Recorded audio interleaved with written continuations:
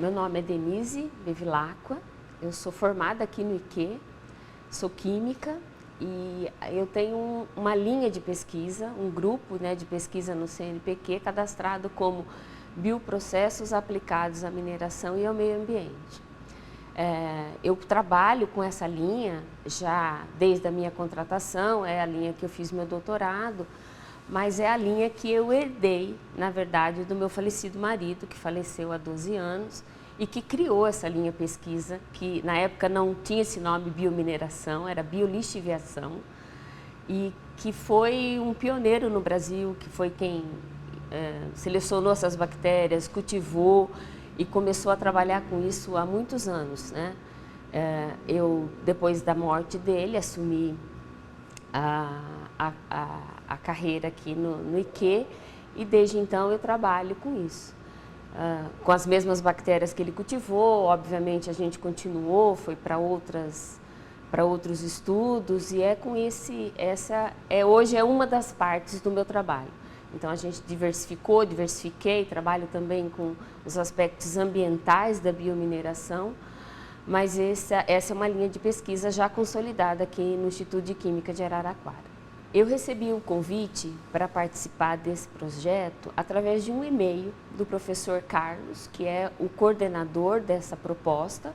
No momento era uma proposta que atendia uma chamada do Instituto Nacional Antártico Chileno, o INAC, e foi um convite, para mim, surpreso. Na verdade, eu já trabalhei com alguns grupos no Chile, mas eu não conheço pessoalmente o professor Carlos, e ele chegou até o meu nome, obviamente levando em consideração a experiência que eu tenho, que o nosso grupo tem no estudo desses micro-organismos que estão envolvidos na lixiviação, na biolixiviação de calcopirita, que é um minério de cobre. Então, todos os meus estudos, desde o meu doutorado, a gente já trabalha com essa problemática, né? A gente tem, inclusive aqui no Brasil, a gente tem a única coleção de culturas desses tipos de bactérias que são especiais, né? Vamos dizer assim. E essa experiência que a gente já tem trabalhando com calcopirita foi o que motivou esse contato do professor Carlos. E esse contato chegou logo no início da pandemia, em 2020, onde nós nos reunimos sempre remotamente para submeter essa proposta ao INAC. E essa proposta foi submetida em 2020, mas aí a pandemia obviamente se estendeu muito além do esperado, então tudo ficou suspenso, os projetos nem deram encaminhamento e foi ressubmetida em 2021, quando de novo teve uma perspectiva de volta ao normal. E aí em junho deste ano, eles entraram, a gente fez várias reuniões e aí ele nos comunicou ao grupo que o projeto havia sido aprovado. Então é um projeto feito com esse Centro de Estudos Avançados em Zonas Áridas do Chile e eu sou a única brasileira, a única parceira internacional do processo, desse projeto, sou eu aqui no Instituto de Química de Araraquara. O meu papel nesse estudo vai ser, primeiramente, ir coletar essas amostras na Antártida. A gente vai coletar amostras do solo, com vegetação, sem vegetação, onde tem duas linhas diferentes, né? Uma parte vai ser a geologia desse solo, que tem um professor especialista nessa área.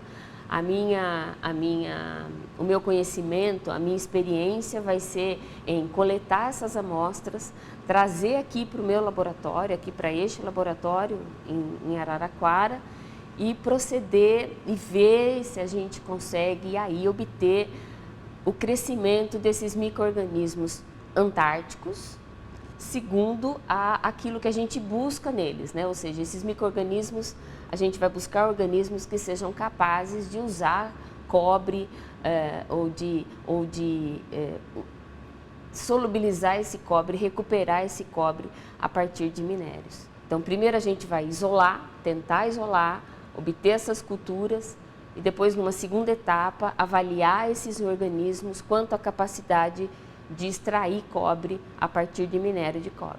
Por que esse interesse do Chile nesse tipo de estudo? O Chile é o maior produtor de cobre do mundo e também o país que mais aplica a biomineração para a recuperação de cobre. Mas, obviamente, a gente, depois de muitos anos aplicando, tem uma limitação nessa biomineração, que é o uso desses organismos para extraírem cobre desse minério específico, que é o minério calcopirítico, que é um minério que está presente na Antártida também e, obviamente, em todo o Chile. Então, a busca por novas alternativas ou como estudar melhor ou como aplicar a biomineração para recuperar esse minério é obviamente uma demanda altíssima no Chile e no mundo, né, para os países produtores de cobre. Então, uma das alternativas é a gente buscar na Antártida, já que lá tem cobre, já que lá tem calcopirita, os micro-organismos que estão lá, obviamente pensando nas mudanças climáticas, nos problemas que isso podem acarretar e estudar esses micro-organismos do ponto de vista genômico e fisiológico, quanto às características e poder desenvolver ou quem sabe até obter linhagens e cepas que sejam capazes de solubilizar cobre de maneira mais eficiente do que aquelas cepas e dessas culturas que a gente já conhece. Então, isso abre um potencial biotecnológico enorme, uma vez que, apesar da gente conhecer muitas desses organismos, ainda a gente não conhece organismos que fazem isso ou que são capazes de fazer isso em baixas temperaturas, que a gente chama de psicrofílicos, né? 5, 15 graus, a gente não costuma trabalhar com esse tipo de organismo. Então, o potencial biotecnológico de como usar esses organismos e as habilidades que eles têm de recuperar cobre é algo desafiador e, de fato, é a grande desafio desse projeto. A biomineração é uma alternativa sustentável. No sustentável eu não diria, responsável. Ela é menos impactante porque os próprios micro-organismos produzem esses agentes lixiviantes, então fazem isso de maneira menos impactante ao meio ambiente. Então, a grande vantagem da biomineração é buscar alternativas da gente conseguir continuar solubilizando cobre, recuperando metais, que é importante para a nossa vida, importante para a tecnologia, para o tipo de vida que a gente tem hoje, mas fazer isso de modo menos impactante para a natureza. E, obviamente, abre ainda outras possibilidades, que é usar esses micro-organismos para descontaminar também regiões que estejam contaminadas com metais pesados. Porque, obviamente, a gente espera que esses organismos tolerem ou sejam capazes de crescer e sobreviver em condições muito inóspitas. Isso, certamente, eles têm uma característica genômica importante a ser estudada. Acho que é importante destacar que a gente tem um grupo latino-americano importante nessa linha de pesquisa, biomineração. No Brasil ainda são poucos os pesquisadores que se dedicam a isso, mas somos também um grupo forte, que impacta com as nossas publicações, mas isso abre um destaque também para o nosso grupo, para o nosso país e para a universidade, né?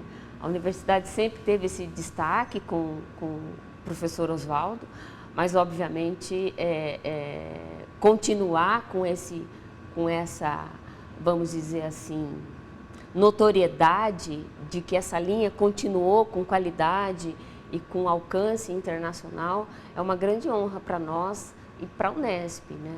Para o IQ e para a Unesp, porque de fato essa é a primeira ação internacional nessa linha de pesquisa no mundo. A gente acompanha a literatura da biomineração e a biomineração usando o solo antártico, bactérias ou micro-organismos da Antártida, é algo inovador no mundo. E eu estou extremamente honrada, ansiedade é uma palavra que não dá para evitar, porque de fato a gente vai para um lugar, eu vou acompanhada de um biólogo, do outro biólogo, do Daniel, que é desse grupo, e a gente vai coletar essas amostras, então estar num lugar inóspito, buscar esperar as condições atmosféricas para poder coletar as amostras e a ansiedade de chegar com essas amostras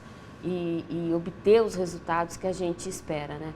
Então é um desafio, uma honra enorme e que eu só fico muito honrada de poder continuar o trabalho que meu falecido marido começou pioneiramente no Brasil. É uma questão de muita alegria, é com muita empolgação também que eu estou envolvida nesse projeto.